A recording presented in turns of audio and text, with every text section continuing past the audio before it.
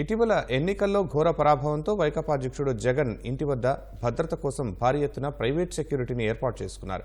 గుంటూరు జిల్లా తాడేపల్లిలో అత్యంత విశాల ప్రదేశంలో విలాసవంతమైన నివాసం క్యాంప్ కార్యాలయాన్ని 2018లో జగన్ నిర్మించుకున్నారు. సీఎంగా ఉన్నప్పుడు ఈ ప్రాంతంలో భద్రత కోసం భారీ ఎత్తున పోలీస్ సిబ్బందిని నియమించారు. జగన్ నివాసం క్యాంప్ కార్యాలయాలకు వచ్చే పలు మార్గాల్లో ప్రత్యేకంగా చెక్పోస్టులు పెట్టారు. 24 గంటల పాటు భద్రత నిఘా బృందాలు పనిచేసేవి. నివాసం సహా చుట్టుపక్కల ప్రాంతాల భద్రతకే రోజుకు 200 మందికి పైగా బాధ్యతలు అప్పగించేవారు. కానిస్టేబుళ్లు, ఎస్ఐలు, సీఐలు ఇంకా పై స్థాయి అధికారుల్ని బందోబస్తుకు రప్పించేవారు. ఎన్నికల్లో ఓటమితో అధికారం కోల్పోవడం, వైకాపాకు కనీసం ప్రతిపక్ష హోదా కూడా రాకపోవడంతో ఇంటి చుట్టూ చెక్పోస్టులను ఎత్తివేశారు. పోలీస్ భద్రత తగ్గించారు. స్థానికుల విజ్ఞప్తులతో జగన్ ఇంటి ముందున్న 4 లేన్ల రహదారిపై ఆంక్షలను ప్రభుత్వం తొలగించింది. సామాన్య ప్రజల వాహనాల రాకపోకలను అనుమతించింది.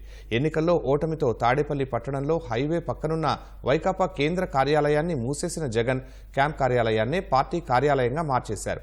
ఈ పరిస్థితుల్లో తన ఇల్లు సహా పార్టీ కార్యాలయం భద్రత కోసం భారీ ఎత్తున ప్రైవేట్ సెక్యూరిటీని నియమించుకున్నారు.